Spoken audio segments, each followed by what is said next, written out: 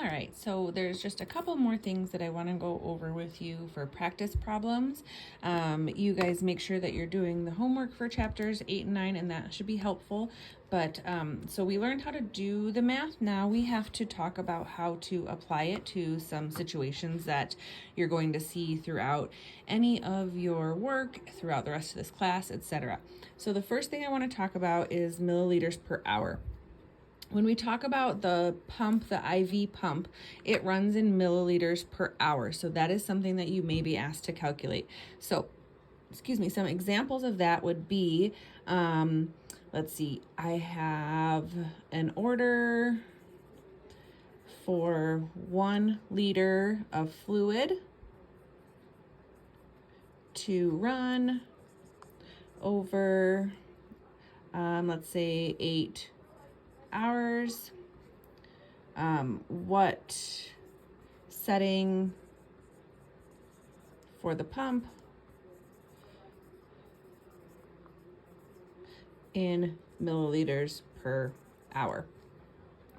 Okay, so our pumps speak in milliliters per hour. That is the language that they speak. Okay, so make sure that you feel comfortable with that. And then for this, we just simply, it has to be milliliters. Okay, so we're going to take our 1 liter to milliliters, and that equals 1,000.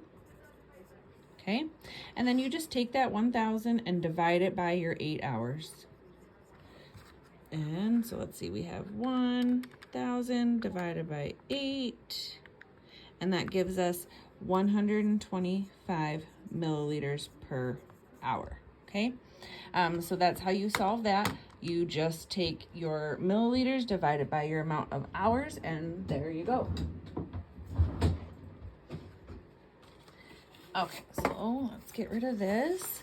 And then as far as the times go, when we learned about military time, you're going to be given questions like you have an IV that starts at 0 to 50 and it runs over 5 hours and 10 minutes. What time will it end?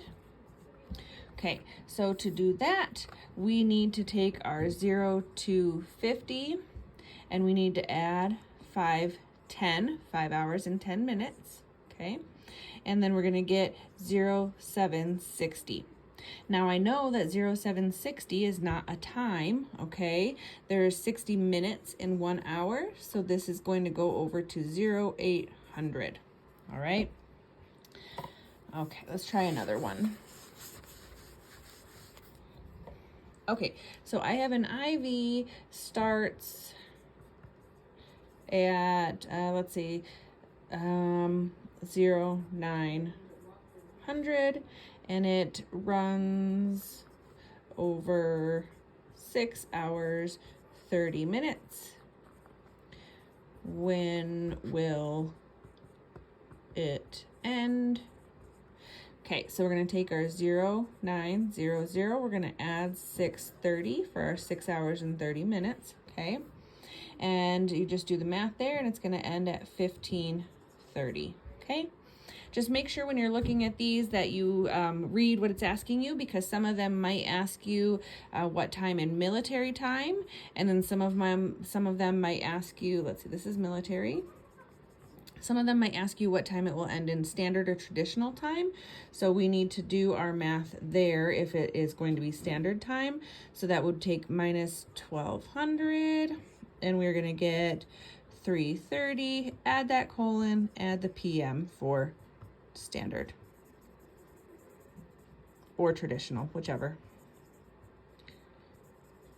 Okay, so I just wanted to go over those couple of things with you. You're going to see problems like that on your exam. We're going to practice a couple more questions in class before we take the exam, but I just wanted to expose you to those. So we learn the problems, the math problems, but then we also have to understand how to apply those to real life situations. So there you go. That's my other section for chapters 8 and 9, and I will see you all next week.